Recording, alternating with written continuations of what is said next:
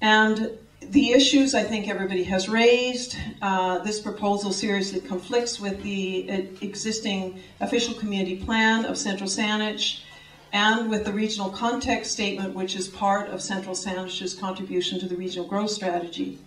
And it is outside the urban containment areas. And we're in one of the urban containment areas here, obviously Brentwood Bay and Saanichton and Tanner Ridge. And, you know, we really do have to define rural. And I believe that it sets a very dangerous precedent, because why can you benefit one person and not benefit others who may be in similar circumstances? That's, I think, why, now not remembering whether it was Deborah or Carol, but I think it was Carol saying, or Deborah, you divide the two. Is this the right place for this development? You have to remove it. This is about planning. It can't be about personalities. It's very, very important to think about that. And the issue of traffic was brought up by Carolyn. And if you had 1,400 units, you're talking about up to 700 car trips a day. So I think we have to put this into that kind of context. The other issue that I think is extremely important is the water issue. Water is our liquid gold. It really is our blue gold. And we have to look after water. And it isn't at all clear from all of the material that I've looked at and others have looked at that there is sufficient water for this density of development.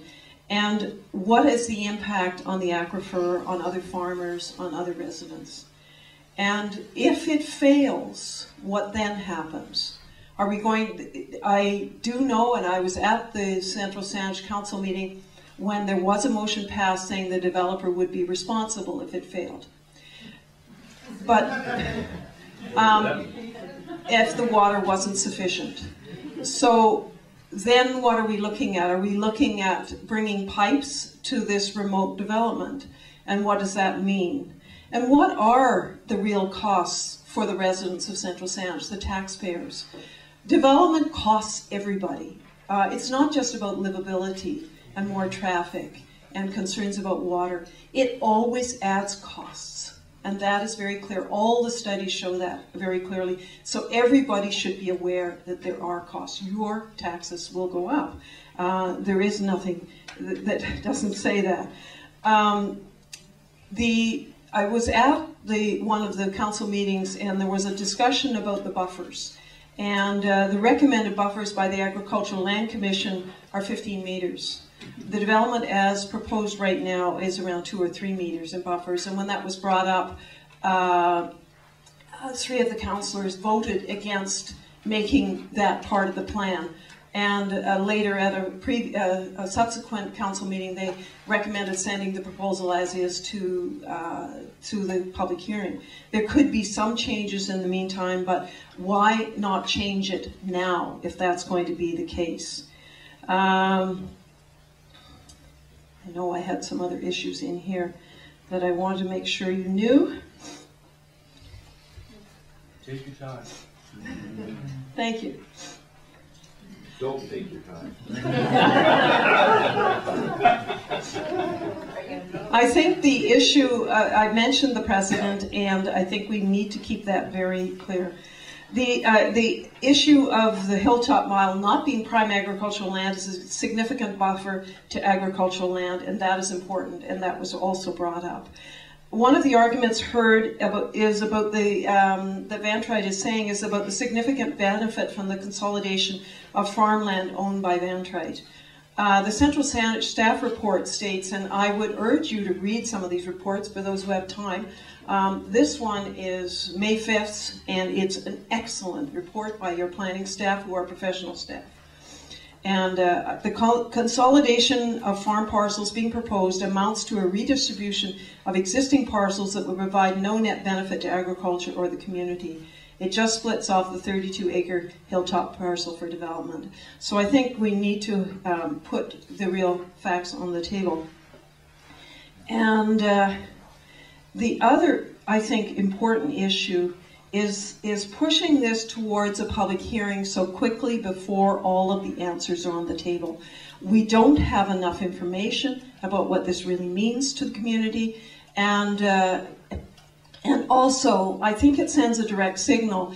Any council that says you should hold a public hearing in the summer on July 14th, when a lot of people are away, you should ask your councillors, what are they doing? Why are they doing this when it means that it's not available to all people?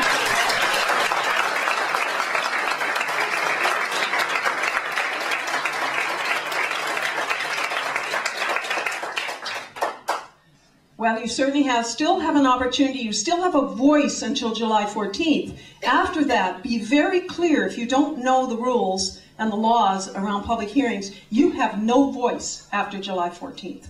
That is the end of all public discussion. That is why I don't feel that the community has had adequate opportunity to voice their concerns about this. It has been pushed through at a rapid speed, and not all of the issues have been addressed. So remember that. You only have now, you've got about, it's the 17th today, you've got less than a month. And you've got to make sure your council is listening. And it's very clear, and I'm quite happy to mention names for those who haven't been to the council meetings, but there is some block voting going on, and that's Councillor Kubik, Councillor Garrison, and Councillor Saklenka. They vote consistently against any changes to the proposal, and they vote for moving it forward right now. And Councillor Mason also voted for sending it to public hearing on July 14th. So that made the 4-2, as your mayor, Jack Moore, has declared a conflict of interest and isn't there. So I urge you to get involved, much more involved. Talk to individual councillors. They do want to hear from you, or at least some, I hope. That they are your elected representatives. Make them be accountable. Ask them why they didn't say yes. Why did they oppose sending this proposal to the Capital Regional District for review? Why do they oppose changing the plan and putting in and getting the buffers in the right place? Why are they looking at moving this so quickly when it doesn't appear to be of benefit to the people of Central Saanich or the peninsula or the region? It is against your official community plan. It is against the regional context statement in the regional growth strategy. And I would say this is your time to act. You only have now. And make your council accountable, and know that this is a regional issue. This is a very serious issue. Thank you very much.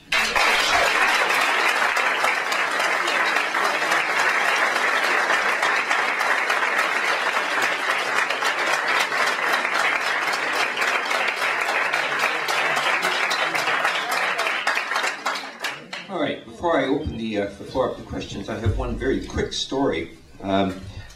Carolyn alluded to this issue.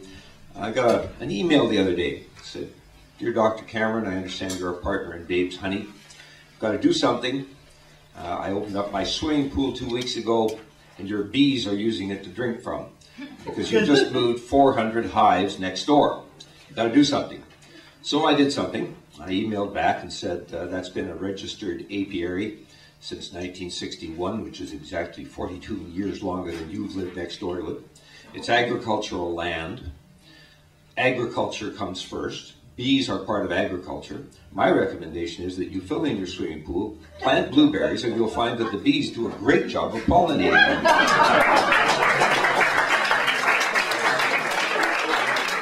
And I'm not sure that's the most important problem with any kind of development in rural land, but boy, let me tell you that the density and farming really doesn't mix very well. Now, we have got just under an hour of hall time, so I'm going to take the first 15 minutes for questions, so that people who have questions can get them answered. Any questions? Hands up. Sure. This is for the lady from Saanich Council.